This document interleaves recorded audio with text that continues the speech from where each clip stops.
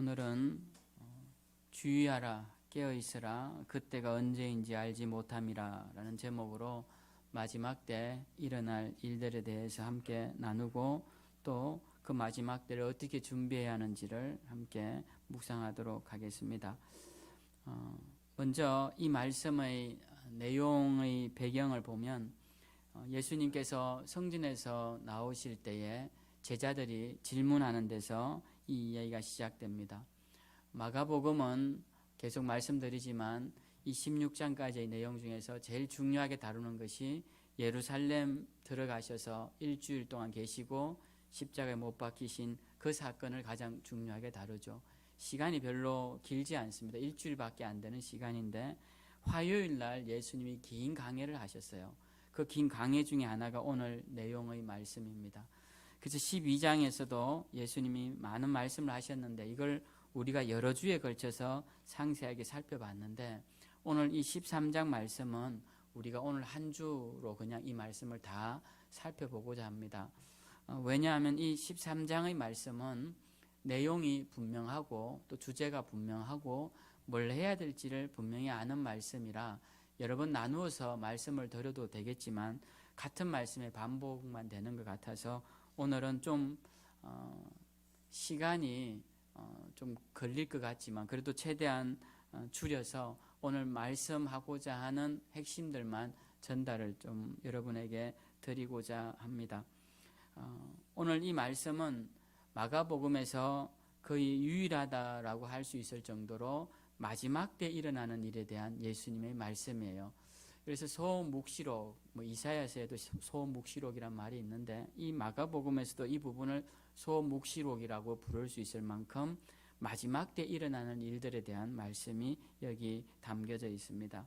그래서 우리가 오늘 이 말씀을 잘 묵상하면 마지막 때 우리가 어떤 일들이 일어나고 또 이 마지막 때 주님이 마지막에 오셔서 이 세상을 심판하실 때는 우리가 어떤 걸 준비하며 기다려야 하는가를 우리가 다시 한번 묵상하게 되고 그 지혜를 얻을 수 있을 것이라 생각해서 오늘 말씀 전체 읽지는 않았지만 전체를 가지고 오늘 말씀을 나누고자 합니다.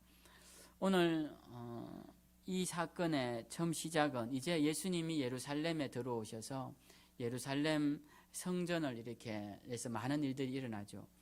사실 예루살렘이란 도시가 이렇게 있지 않습니까? 근데 이 중에 성전이 차지하는 땅이 굉장히 큽니다. 그러니까 우리처럼 이렇게 성전 건물로 끝나는 게 아니라 뜰도 있고 뜰을 싸는 담도 있고 이러다 보니까 이 예루살렘 성전은 예루살렘이란 도시의 6분의 1 크기가 될 만큼 굉장히 큰 땅을 가지고 있었어요.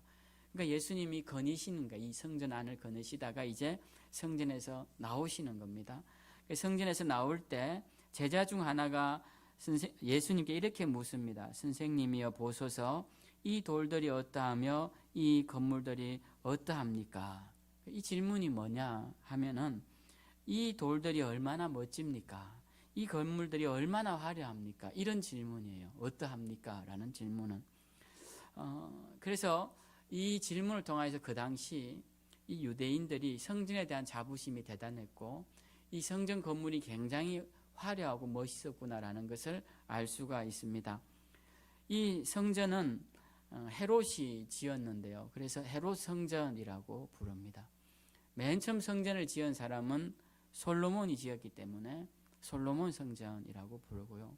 그 뒤로 이제 바벨론에 의해서 멸망당하고 두 번째로 포로에서 기환한 스룹바벨이 다시 성전을 재건해서 두 번째 성전을 스룹바벨 성전이라고 합니다. 그 뒤로도 이제 성전이 회파되어서 이제 세 번째로 헤롯 시대 때 다시 정축을 하듯이 굉장히 크게 성전을 지어요. 그래서 이 제 세 번째 성전을 헤롯 성전이다 이렇게 이야기를 합니다. 첫 번째, 두 번째 성전은 하나님을 예배할 목적으로 그렇게 지었지만 이 세 번째 헤롯 성전은 헤롯이 정치적인 이유로 이 성전을 크게 짓습니다. 헤롯은 유대인들의 왕이지만 유대인이 아니었어요. 그는 에돔인이었습니다. 그러니까 에돔 족속, 그 에서의 후손인 에돔 족속이었습니다. 에돔 족속들을 유대인들, 야곱의 후손들인 이스라엘은 굉장히 싫어했어요. 굉장히 멸시하고 그런데 이 에돔 족속이었던 헤롯이 그 당시 이 세계 패권을 쥐고 있던 로마에 가서 그 로마 정치 지도자들과 결탁을 해서 자기를 왕으로 세워달라고 부탁을 합니다. 그래서 헤롯이 왕이 돼요. 유대인의 왕이 됩니다. 근데 에돔인이 유대인의 왕이 되니까 유대 사람들이 좋아하지를 않죠. 그를 따르지도 않고. 그래서 유대인들이 가장 좋아할 게 뭘까 생각해 보니까 성전을 지어주는 거예요. 유대인들은 성전을 너무 좋아하니까. 그래서 헤롯이 성전을 근 80년에 걸쳐서 엄청 화려하고 멋있게 누구라도 보면 경탄을 자아낼 만큼 그렇게 짓게 됩니다. 그러니까 오늘 또 제자들이 이 멋진 성전 건물을 바라보면서 감탄을 하는 것이죠. 그 멋진 건물을 바라보면서 이 얼마나 멋집니까? 예수님께 이렇게 물어요. 그러자 예수님께서 이런 말씀을 하십니다. 네가 이 큰 건물들을 보느냐? 돌 하나도 돌 위에 남지 않고 다 무너뜨려지리라 라고 말씀을 하십니다. 사실 그 당시에 성전이 무너진다라는 생각을 하기 어려울 만큼 이 성전이 굉장히 튼튼하게 지었습니다. 주춧돌의 크기가 가로가 7m 정도 되고 세로가 1m 되는, 우리 교회 8m 정도 되는데요. 이 큰 주춧돌이 3분의 2 정도 크기의 주춧돌이 그것들로 세워진 것이죠. 그러니까 성전이 굉장히 튼튼하고 컸었는데, 거기다가 이 성전을 황금으로 치장을 해서 멀리서 보면 금빛이 반짝이는 황금빛 성전이었습니다. 근데 이렇게 멋진 성전을 주님께서 뭐라고 하시느냐면, 이 큰 건물들이 돌 위에 돌 하나도 남지 않고 다 무너질 것이다 라고 말씀을 하십니다. 이 성전에 대한 엄청난 자부심을 갖고 있는 사람에게 찬물을 끼얹는 말씀이죠. 이 성전은 다 무너질 거야. 아무 소용이 없는 것이야 라고 주님이 말씀하십니다. 실제로 예수님이 이 말씀을 하시고 몇 년이 안 되어서 이 건물은 완전히 무너지게 되는데요. 예수님이 AD 33년에 만약에 돌아가셨다, 30년경에 돌아가셨다라고 친다면 정확하게 모르니까, 그로부터 한 40년 후에 AD 70년경에 예루살렘 성은 완전히 무너지고 성전도 완전히 무너지게 됩니다. 이때 무너뜨린 사람이 이제 로마의 티투스 장군이라는 사람인데요. 그때 이제 이스라엘에 쳐들어와서 예루살렘을 정복하는데, 이 로마군에 의해서 죽은 자들도 있겠지만 실제로 이스라엘 안에서 내분이 일어나서 죽은 자들도 엄청나게 많았습니다. 그러니까 로마군들이 예루살렘 성은 또 도시가 해발 800고지에 있기 때문에 이 성을 이렇게 함락시키고자 포위를 하니까, 그 중에 어떤 사람들은 우리가 어차피 이길 수 없으니까 항복하자 이런 이야기를 합니다. 그런데 또 한편의 사람들은 우리 끝까지 싸우다 죽어야 한다 이렇게 대립을 하게 돼요. 근데 여러분 역사를 보면 항상 역사는 이긴 자의 역사이죠. 그러니까 어떻게 보면 우리는 항복하자는 사람이 잘못돼 보이는 것 같지만 그렇지 않습니다. 이 과격한 투쟁주의자들은 항복하자라는 사람들을 죽이기 시작해요. 이 온건파들을 죽여서는 그 예루살렘 성벽 위에다가 십자가에 매달아 로마 군인들에게 보여줍니다. 우리는 절대로 너희와 타협하지 않는다. 여러분, 그게 좋은 겁니까? 그렇게 죽여서 찾은 나라는 도대체 누구를 위한 건가요? 그렇게 동족을 죽여서까지 그렇게 전쟁을 벌여서 살아남아서 나라를 지킨들, 그것이 누구를 위한 것일까? 저희들은 그런 걸 한번 생각해 봐야 돼요. 그래서 그 예루살렘 안에 있던 사람들 중에 자기 동족에 의해서 죽은 사람들이 굉장히 많았습니다. 그리고 많은 그리스도인들은 그때 도망을 간 걸로 기록되어 있어요. 예수님께서도 멸망의 가증한 것이 서지 말아야 할 곳에 선 것을 보이거든 너희는 산으로 도망하라라는 말씀을 하셨어요. 오늘 14절에. 그래서 그 말씀을 들었던 그리스도인들이 이 말을 기억하고 있었을 겁니다. 그래서 로마 군인들이 쳐들어왔을 때 우리는 이제 도망가야 하구나 라는 생각으로 많은 사람들이 흩어져서 그때 당시에 디아스포라들, 이제 시리아로도 흩어지고 로마로도 가고 터키로도 가고 하면서 많은 그리스도인들이 흩어져서 복음을 전하게 되고 그들이 남아 있게 된 것이죠. 로마가 그렇게 어쨌든 예루살렘 성벽을 둘러싸고 있을 때 많은 사람들이 결국은 죽고 그래도 끝까지 투쟁을 벌이다가 로마에서 강제로 점령당합니다. 그리고 그때 끝까지 투쟁했던 사람들이 다시 사람을 모아서 우리가 예루살렘 가면 이제 뭐 많이 가보는 마사다라는 곳으로 이제 가게 됩니다. 이 마사다에 가서 마지막까지 이제 격전을 벌이는데요. 이 마사다는 해발 40고지인데 그 옆에 사해가 해발 마이너스 400고지예요. 그래서 지면이 굉장히 낮아서 400고지에 있는 그런 아주 중요한 요새였습니다. 그곳에서 그들이 끝까지 싸우다가 마지막에 이제 한 2년 정도 전쟁을 벌이다가 그들이 막아놨던 이제 성벽이 무너지고 죽게 될 지경에 이르자 그들이 가족들을 다 죽이게 합니다. 우리가 이 로마의 손에 죽을 수 없다. 그의 포로가 될 수 없다 해서 다 돌아가서 가족을 죽여라 해서 가족들 다 죽이고 다시 모여서 10명씩 조를 짜서 제비를 뽑아 한 명이 나머지 9명을 다 죽이고 그리고 남은 사람들끼리 다시 제비를 뽑아서 한 명이 나머지 사람을 다 죽이고 그 마지막 사람은 자결하고 끝이 나는 그 정말 단 한 명도 안 남게 되는 것이죠. 도망한 자들 외에는 남아있던 자들은 정말 단 한 명도 요세푸스가 쓴 역사서에는 아이 5명과 여인 2명이 숨어있는 게 발견되었다라고 남아있지만 그래도 어쨌든 다 죽었습니다. 다 죽고 결국은 아무것도 남아있지 않게 됐죠. 성벽도 무너지고 성전도 무너지고 사람도 다 죽고 다 흩어지게 된 것입니다. 그래서 예수님 말씀처럼 정말 이 성전이 무너졌는데요. 지금 남아있는 게 이제 서쪽 벽이 남아서 통곡의 벽이다라고 불려지며 거기에 지금도 유대인들이 가서 기도를 올리고 있죠. 예수님께서 화려한 성전에 빠져 있는 그 당시 사람들과 제자들에게 이 성전 건물이라는 것은 아무것도 아니다. 이 성전 건물은 금방이라도 무너질 수 있는 것이고 이 황금빛 모든 안에 있는 소품들도 다 한순간 사라질 것이다. 결국 로마가 다 가지고 가죠. 그러면서 주님이 말씀하시면서 성전의 외형이 중요한 것이 아니라 성전이 해야 할 참된 기능을 해야 한다라고 가르쳐 주십니다. 그 말씀을 바로 그 전날 하시죠.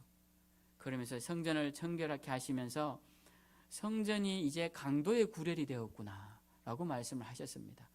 그런데도 제자들 중에 일부가 그 다음날 성전을 보면서 성전이 참 멋있네요. 이 성전이 너무 아름답지 않습니까? 이렇게 말을 하니 주님이 생각할 때 어제 그 소동을 일으키고 성전은 하나님께 기도하는 집이라고 그만큼 이야기를 했는데 또다시 외형의 눈이 뺏겨서 성전이 가져야 할 본질을 잊어버린 자에게 마음이 안타까우셨던 것이죠. 그러면서 주님이 이 성전은 곧 무너질 것이다 라고 말씀을 합니다. 사실 성전이 무너졌다라고 하지만 성전이 외형이 무너진 것은 이제 로마 장군에 의해서 무너졌지만 실제로 우리가 볼 때 성전은 외부에 의해서 무너진 것이 아니었죠. 성전은 이미 그 안에서부터 파괴되었던 것입니다. 그래서 우리가 오늘 이 성전 파괴에 대한 이야기를 보면서 우리가 어떤 생각을 해야 될까? 그 생각을 한번 정리를 해보니까 첫 번째 우리는 외형적인 모습에 그 외면의 화려한 모습에 본질을 잃어버리는 신앙생활을 하면 안 되겠다라는 다짐을 해야 합니다. 많은 그리스도인들이 우리 교회에 우리나라의 큰 교회에 나가는 것을 굉장한 자랑으로 이야기를 하는 경우가 있습니다. 그 교회에서 나왔고 이제 다른 교회 다니면 다른 교회 교인인데 나는 그 교회 사람들이 다 알만한 교회. 저도 가끔씩 그런 이야기를 하는 것 같아요. 목회자들끼리 모이면 어디 출신이냐 이야기하면 전에 받았던 그 교회를 이야기를 하기도 합니다. 자랑 삼아 하는 것 같아요. 물론 그런 의도는 없었지만 그런 게 우리 마음에 깔려 있는 경우가 많습니다. 외형이 화려하고 많은 사람들이 모이는 그런 대형화된 교회에서 나도 그렇게 크고 대단한 사람이 된 것처럼 사람들에게 나타나는 경우가 있다는 겁니다. 신앙은 그런 외형적인 모습으로 판단되면 안 된다는 것이죠. 오늘날 교회가 크다고 해서, 성전이 화려하다고 해서 우리가 그 교회가 좋은 교회구나, 훌륭한 교회구나, 이렇게 생각하면 안 됩니다. 교회가 크기가 작더라도 또 흐름하더라도 그 안에 교회의 본질이 살아있는지를 보아야 하는 것이죠. 이것은 교회뿐만 아니라 우리 각자의 신앙생활에도 적용할 수 있습니다. 여러분의 삶이 내가 가지고 있는 외형적인 직분, 예를 들면 내가 어떤 직분이다, 내가 신앙의 시간이 얼마나 되었다, 내가 어떤 걸 했다라는 그런 드러나는 것으로 여러분의 신앙을 평가할 것이 아니라 여러분의 내면을 들여다보면서 정말 내가 그리스도인으로서 내 안에 있는 교회의 성전의 본질이 살아있나를 돌아보면서 우리는 우리의 신앙을 체크해 봐야겠다라는 생각을 하게 됩니다. 그래서 오늘 이 말씀을 통하여서 우리는 다시 한번 우리의 성전은 어떠한가를 한번 돌아보기를 바라고요.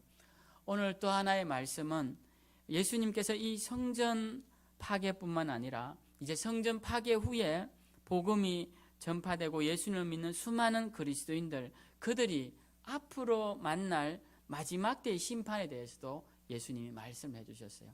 그래서 성전 파괴는 우리에게 과거의 일이지만 앞으로 마지막 때에 일어날 이 종말은 우리에게 미래의 일이기 때문에 오늘 이 두 가지 측면에서 우리는 이 두 번째 측면도 주의 깊게 바라보아야 할 것이고, 어쩌면 우리에게 더 중요한 것은 이제 이 두 번째의 말씀이다라는 생각도 듭니다.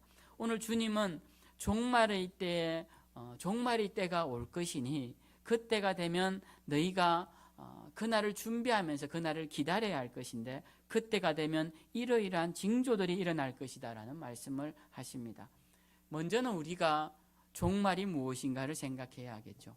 종말은 예수님께서 우리를 다시 데리러 오시는 날이고, 예수님께서 이 땅에 불평등과 불공평을 심판하시고 참된 평화와 공의를 실현하기 위해 오시는 것이고, 악한 자들을 심판하시고 주를 믿는 선한 자들을 구원하시기 위해 오는 최종적인 마지막 종국의 사건이다. 이게 종말이다, 최종 심판이다라는 걸 우리가 먼저 기억하고, 이 종말이 가까워올 때를 우리가 알아야 한다라는 것입니다.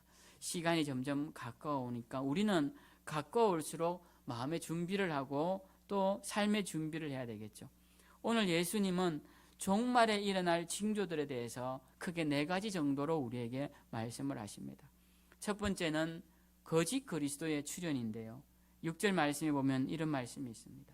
많은 사람이 내 이름으로 와서 이르되 내가 그라하여 많은 사람을 미혹하리라 라고 말씀합니다. 많은 사람들을 미혹하되 어떻게 미혹하느냐? 내가 그라, 내가 그리스도다 라고 미혹을 한다라는 것입니다. 오늘날 또 지금도 이 땅에 메시아다라고 하는 사람이 수십 명이 이 한국 땅에 있고 전 세계적으로 따지면 수도 없이 많은 사람들이 있습니다. 그리고 이 거짓 그리스도는 교회 역사 2000년 동안 계속적으로 있어 왔고, 예수님이 십자가에 죽으시고 부활하셔서 성천하시고 몇십 년이 안 지나 그때부터 등장하기 시작합니다. 불과 몇십 년이 안 지나서. 그래서 계속적으로 그때부터 지금까지 나타나고 있습니다. 그래서 여러분, 우리가 주님의 때가 가까웠다라는 것은 당연히 우리 가운데 거짓 그리스도와 그리고 그를 따르는 거짓 선지자들과 그리고 그의 추종자들이 우리를 미혹하고 있다라는 걸 잊지 말아야 합니다. 그러니까 그러한 미혹은 지금 우리들 가운데도 있다라는 것이에요. 그래서 우리는 늘 주변을 잘 살펴야 합니다. 나를 미혹하는 자가 없는가? 그리고 거짓된 적 그리스도는 없는가?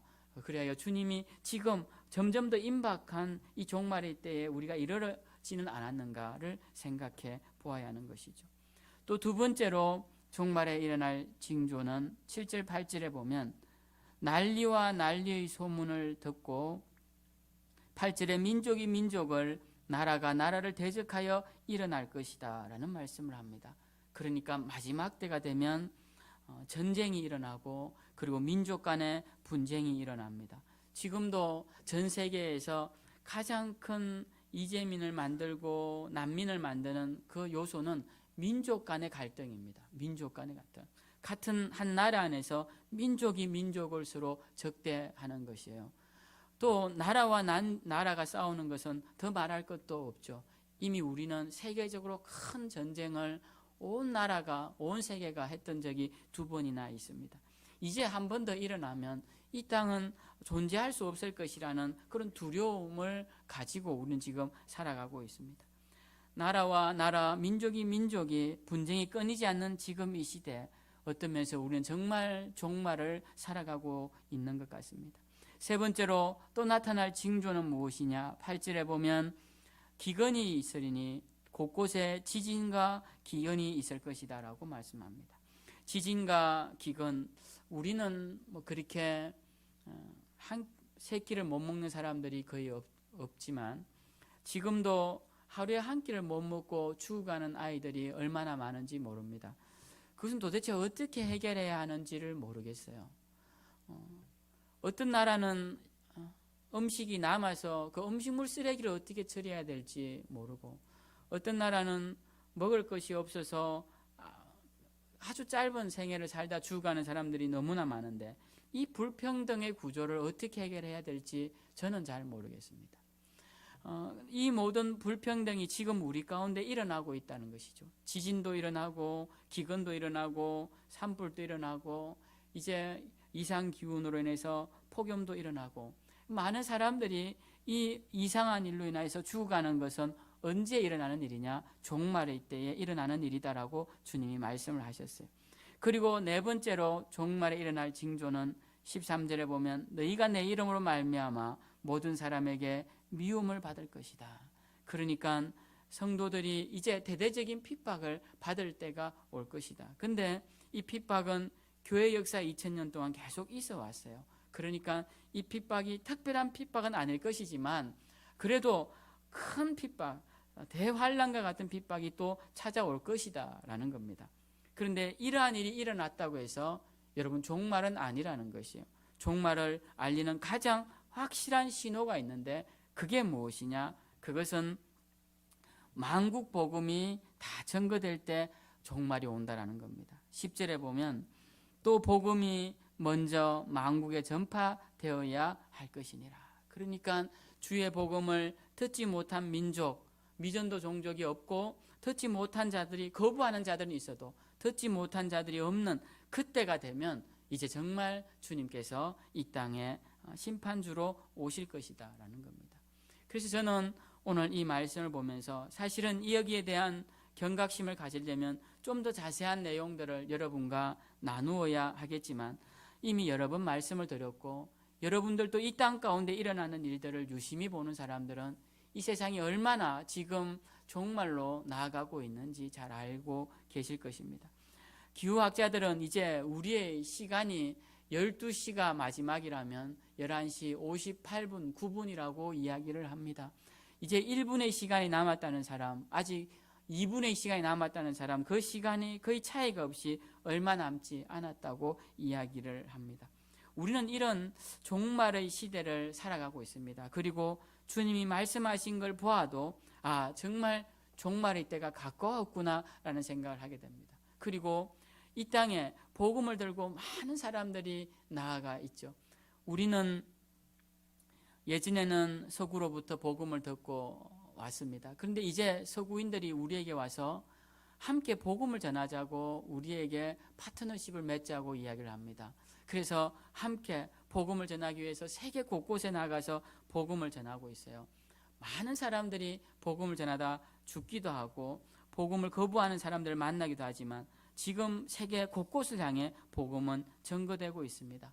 이러한 것들이 주님이 오실 날이 가까웠다는 증거라고 할 수 있습니다. 그러면 주님이 가까웠다, 그때를 아는 우리가 어떻게 살아가야 하느냐? 사실은 그것이 더 중요합니다. 우리가 종말의 때가 언제인지를 아는 것보다 더 중요한 것은 이 종말의 때를 우리가 어떻게 준비하며 살아야 하는지가 더 중요하다는 것입니다. 오늘 주님은 그 말씀을 하시는 거예요. 우리가 읽진 않았지만 37절까지 말씀해 보면 끝날 징조가 보이면 너희가 어떻게 해야 한다라는 말씀을 하십니다. 그 첫 번째가 견뎌라라는 말씀을 하십니다. 오늘 13절에 보면 너희가 내 이름으로 말미암아 모든 사람에게 미움을 받을 것이나 끝까지 견디는 자는 구원을 받으리라, 이렇게 말씀합니다.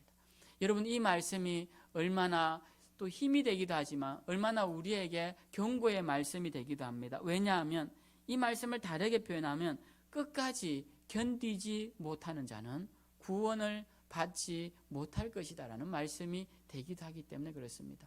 우리는 믿음 생활을 하면서 여러분, 믿음을 우리가 지키는 것이 얼마나 어려운지 잘 알고 있습니다. 믿음을 수성하고 믿음의 성을 지키는 것이 얼마나 어려운지 우리가 알고 있어요. 믿음은 지켜내야 합니다. 왜? 믿음을 넘어뜨리기 위한 공격이 계속되고 있기 때문에 그렇다라는 것입니다. 우리는 안일하게 생각하면 안 됩니다. 우리가 그냥 가만히 있으면, 아무 일도 하지 않고 가만히 있어도 그냥 주님 나라 천국에 갈 수 있을 것이라 생각하시면 안 됩니다. 여러분, 어두운 밤길에 길을 걸어가고 있는데 우리에게 길을 비추는 등불이 없다면 우리는 어떻게 되겠습니까? 가다가 넘어지고 만다라는 것입니다. 우리는 등불을 찾아 등불을 비추는 곳으로 걸어가야 합니다. 여러분, 위태로운 길을 걸어간, 낭떠러지 길을 아버지와 함께 걸어간다고 생각해 봅시다. 그때 어린아이가 아무것도 할 수 없다고 해서 그냥 내 마음대로 하고 내 멋대로 걸어간다면 그 아이는 떨어지고 말 것입니다. 그때 그 아이가 할 수 있는 것은 아버지의 손을 붙잡고 걸어가는 것이죠. 여러분, 우리가 견딘다라는 거 할 때, 우리는 믿음 생활을 지켜야 한다라고 할 때 그냥 너무 안일하게 그냥 가만히 있고 내 하고 싶은 대로 하면 될 것이라 생각하는데 그렇지 않다라는 겁니다. 견디고 지킨다는 것은 밤의 어두운 길에 등불을 구해서 내 길을 비춘다는 것이고, 위태로운 길에 아버지의 손을 붙잡는다는 겁니다. 내가 아버지의 손을 붙잡는 것이 견디는 것이에요. 그게 참 중요합니다. 그래서 여러분, 우리가 이 마지막 때가 되면 공격이 없으면 괜찮죠. 공격이 없으면 가만히 있으면 됩니다. 그러나 보이지 않는 곳에 나를 공격하고 무서운 무기를 들고 나를 공격하는데 내가 가만히 있겠다, 그것은 아니라는 것이죠. 그래서 믿음을 지키기 위해서 우리는 주님 손을 붙잡고 믿음의 선한 싸움을 싸우기 위해 충성하고 헌신하고 전쟁을 벌여야 한다라는 겁니다. 그래서 우리가 오늘 이 견뎌라라는 말씀, 끝까지 견디는 자는 구원을 받으리라는 이 말씀은 주님이 내 손을 붙잡고 끝까지 의지하는 자는 나도 놓지 않을 것이라는 약속의 말씀이기도 하지만, 나를 버리고 세상 길로 나아가는 자는 구원을 받지 못하라는 경고의 말씀이기도 하라는 것을 기억하시고, 이 말씀을 듣는 우리 모두는 오늘도 견뎌야겠다, 견디되 끝까지 견디는 자가 되어야겠다 다짐하시고 견디셔서 주님 앞에서 다 구원받는 우리 모두가 되시길 주님의 이름으로 축원드립니다. 두 번째로 오늘 주님이 주시는 말씀은 21절 23절 말씀에 보면 이런 말씀이 있습니다. 그때에 어떤 사람이 너희에게 말하되 보라, 그리스도가 여기 있다, 보라, 저기 있다 해도 믿지 말라. 거짓 그리스도들과 거짓 선지자들이 일어나서 이적과 기사를 행하여 할 수만 있으면 택하신 자들을 미혹하려 하리라. 너희는 삼가라, 내가 모든 일을 너희에게 미리 말하였노라. 이렇게 말씀합니다. 마지막 때가 되면 어떤 일이 일어나느냐, 곳곳에서 그리스도가 나타나는데, 여러분, 이 적 그리스도가 누구라도 제가 여러분에게 제가 예수입니다라고 하면 아무도 믿을 사람이 없습니다. 모르는 사람에게 가서도 제가 그렇게 말하면 믿을 사람이 없어요. 그런데 왜 사람들이 이 적 그리스도에 넘어갈까요? 이적과 기사가 따르기 때문에 그렇습니다. 그래서 우리가 이 마지막 때가 되면 이적과 기사를 보고도 믿지 말아야 합니다. 이적과 기사를 보고 그냥 섣불리 믿으면 안 됩니다. 저 사람이 병을 고쳤대, 저 사람이 기도해서 병을 고쳤대, 그래서 가서 들어보니까 성경 아닌 이야기만 잔뜩 하고 있어요. 그러면 거기서 나와야 합니다. 저 사람이 큰 교회를 세웠대, 그래, 그래서 가서 들어보니까 이야기를 하는 보니까 늘 자기 자랑만 하고 있어요. 그러면 나와야 합니다. 거짓 그리스도들에게도, 적 그리스도들에게도 이적이 나타나고, 그리고 사람들이 모이고 신비한 역사들이 일어나더라는 겁니다. 그러니까 사람들이 미혹되는 것이죠. 예전에 통일교를 다닌 사람들이 그런 이야기를 하더라고요. 그 교주가 발 씻은 물을 마셔도 병이 났더라고. 저는 병이 나았을 것이라는 생각도 들어요. 병이 나았으니까 다니겠죠. 그 수많은 사람들이. 그렇지 않고 어떻게 그렇게 많은 사람들이 그 길 다니겠어요. 그들이 그걸 먹고 그 어떤 병이 된지 모르겠지만 나았으니까 갔다는, 그 중에 나은 사람이 일부는 있을 거라는 겁니다. 그 이적과 기사에 빠져서 자기들도 가 있는 거예요. 마치 베데스다 연못에 수많은 사람들이 단 한 명 먼저 들어가는 사람 낫는다는 그 이야기를 듣고 수많은 사람들이 거기 앉아 있는 것처럼 그렇게 모여든다라는 겁니다. 그러니까 마지막 때가 되면 이적과 기사를 보고서도 우리가 지혜롭게 분별해야 한다라는 겁니다. 그래서 두 번째로 주님이 이 마지막 때를 사는 자에게 무엇을 부탁하시냐면 삼가라라고 말씀합니다. 삼가라. 이 삼가라라는 말씀은 조심하라라는 말씀이에요. 조심하라. 또 다른 말로 하면 제가 생각할 땐 분별하라라는 말씀이기도 한 것 같아요. 그리고 주의하라라는 말씀이기도 합니다. 여러분, 우리가 이 마지막 때가 되면 조심스럽게 분별해야 합니다. 아무 것이나 쉽게 동의하거나 누가 그렇더라 하고 아무렇게나 따라가면 되지 않습니다. 이 착한 사람들이 잘 따라가요. 뭐든지 보면 착하고 순한 사람들이 남의 말을 잘 믿고 가서 거기에 영혼까지 뺏기는 것을 보게 됩니다. 우리 그리스도인들은 그렇게 하면 안 됩니다. 우리 그리스도인들은 때도 잘 분별하고 사람도 잘 분별하고 그리고 어떤 시대인지도 잘 분별하면서 주님 오실 날을 지혜롭게 기다려야 합니다. 주님께서 28절에 무화과 나무의 비유를 이야기하십니다. 중동 지방에는 늘 더우니까 이 무화과 나무가 연해지고 잎사귀를 내고 무화과를 맺히면 이제 여름이 된 줄 알라. 그걸로 이제 계절을 분별하는 겁니다. 그처럼 우리에게도 이 때를 따라서 이 시대가 어떤지 잘 분별하라는 겁니다. 지혜롭게. 그래서 여러분 기도하실 때 늘 주님 저에게 분별의 영을 허락하시고 세상의 화려한 조명빛에 속아서 그것이 주는 그 쾌락과 환락에 속아서 내 영혼이 삼켜지지 않도록 저를 지켜달라고 우리가 늘 기도하며 나아가야 하는 것입니다.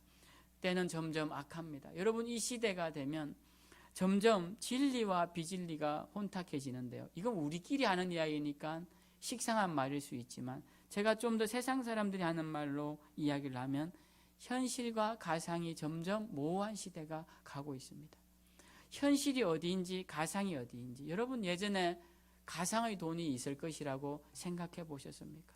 컴퓨터에 있는 이 가상의 돈이 지금은 실제로 있는 돈보다 더 가치 있게 거래가 되고 있어요. 저는 아직도 잘 이해가 안 됩니다. 그게 어떤 원리인지 잘 이해가 안 돼요.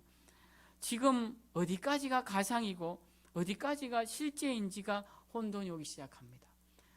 영화들은 우리에게 미래의 일을 보여주면서 우리의 머리에 뭔가 칩을 씹으면 우리가 딴 사람의 기억을 가지고 딴 사람으로 살 것이라는 이야기를 합니다. 그러면 나는 이 육체가 진짜인지 아니면 생각하고 있는 내가 진짜인지 뭐가 진짜인지 모르는 혼돈의 시대에 오는 것이죠. 더 길게 이야기하면 여러분도 헷갈리고 저도 헷갈리고 정말 어디까지가 현실인지 가상인지 모르는 시대가 되고 있습니다. 여러분, 이럴 때 우리는 어떻게 해야 합니까? 삼가하고 조심하고 분별력 있게 살아야 합니다. 쉽게 모든 것에 동의하지 말고 주의 있게 보면서 우리의 기준은 오직 말씀임을 기억하고 말씀에 비추어서 모든 것을 판단하며 나아가는 우리들이 되어야 할 것입니다. 마지막으로 주님은 우리에게 깨어 있으라고 이 시대에 당부하십니다. 이 깨어 있으라는 주님이 얼마나 많이 강조를 하시느냐 하면요, 33절에 이렇게 말씀하세요. 주의하라, 깨어 있으라. 그때가 언제인지 알지 못함이라. 사람들이 내일 주님이 온다고 해도 그 믿지 말라는 것입니다. 그때가 언제인지 모르니까. 그러니까 언제인지 모르는 자가 할 수 있는 유일한 방법은 늘 깨어 있는 것이다라는 거죠. 그런데 이 깨어 있으라는 말씀을 한 번만 하신 것이 아니라 34절 하반절에 보면 문지기에게 깨어 있으라 명함과 같으니 너희도 깨어 있으라. 그리고 35절에 보면 그러므로 깨어 있으라. 집주인이 언제 올는지 혹 저물 때 있는지 밤중일는지 다굴 때일는지 새벽일는지 너희가 알지 못함이라. 깨어 있으라는 겁니다. 주님이 언제 오실지 모르니까. 여기 4번 나오죠. 이 로마인들은 밤을 4번에 나누어 걸쳐서 이야기를 합니다. 그러니까 저녁 6시부터 아침 6시를 4등분을 나누어서 이야기를 해요. 그러니까 6시 다음은 10시, 10시 다음은 새벽 2시, 새벽 2시 다음은 6시인데 그 저녁 6시는 여기 보면 저물 때고 그리고 저녁 10시는 밤중이고 새벽 2시는 다굴 때고 그리고 새벽은 아침 6시를 말하는 거예요. 그러니까 이 네 경점을 구분해서 밤의 어느 경점에 주님이 오실지 모르니까 초저녁에 오실 수도 있고 아침이 다 밝아온 새벽에 오실 수도 있다라는 거예요. 그러니까 너희는 어떻게 해야 되느냐? 늘 깨어 있으라는 거예요. 주님이 깨어 있으라. 그리고 37절에 또 말씀하십니다. 깨어 있으라. 내가 너희에게 하는 이 말은 모든 사람에게 하는 말이니라. 그러면서 4번을 반복해서 깨어 있으라. 제일 많이 말씀하셨어요. 그러니까 우리는 이 시대 때 어떻게 해야 되느냐라고 하면 깨어 있어야 합니다. 근데 깨어 있다라는 것이 이게 상징적인 언어이기 때문에 새벽을 기도까지 하고 늘 자지 말라는 말씀이 아닙니다. 깨어 있다는 게 어떤 의미일까요? 저는 깨어 있다는 말이 주님과 동행하는 삶이라고 생각해요. 주님과 동행하는 것이 그러면 어떤 것이냐? 여러분 한번 생각해 봅시다. 주님과 동행하는 것은요, 주님 생각을 하는 사람이 주님과 동행하는 거예요. 주님과 가까이 없어도 늘 주님 생각을 하는 사람, 그 사람 주님과 동행하는 겁니다. 그리고 주님과 대화하는 자가 주님과 동행하는 자죠. 주님과 대화하는 자, 그러니까 주님 생각하며 주님께 기도하는 자가 동행하는 겁니다. 그리고 주님과 대화하는 자니 주님 하신 말씀을 읽는 자이겠죠. 말씀을 묵상하는 자가 주님과 동행하는 자, 그리고 그 사랑하는 주님을 다른 사람에게 전하는 자, 이런 자가 주님과 동행하는 자. 그러니까 깨어 있다라는 것은 단순히 깨어 있는 것을 말하는 것이 아니라 주님과 늘 동행하는 사람이니까 주님이 언제 오셔도 그것이 저녁이든 밤중이든 전혀 문제가 되지 않는다라는 것이에요. 그래서 우리는 주님과 동행하는 삶을 살아야 하는데 그 동행이라는 것이 여러분의 기도 생활, 여러분의 말씀 생활, 여러분의 예배 생활, 여러분의 전도 생활을 보면 알 수 있다라는 거예요. 그게 우리 척도가 된다라는 겁니다. 그냥 깨어 있으라고 할 때는 나 깨어 있는 것 같지만 제가 이렇게 구체적으로 말씀드려 보니까 어떻습니까? 여러분 깨어 있나요 지금? 여러분 지금 기도하십니까? 여러분 지금 말씀 보세요. 여러분 예배를 온전히 드립니까? 복음 전도를 하고 계십니까? 그렇게 비춰볼 때 우리는 너무 잠잘 때가 많다라는 것이에요. 그래서 오늘 주님이 제발 깨어 있어라 라고 말씀하신 것, 마지막 때가 되면 깨어 있어야 한다라는 이 말씀 기억하시고 오늘 저와 여러분 모두가 주님 언제 오셔도 괜찮을 그런 주님과 늘 동행하는 아름답고 복된 신앙인들이 다 되시기를 주님의 이름으로 축원합니다.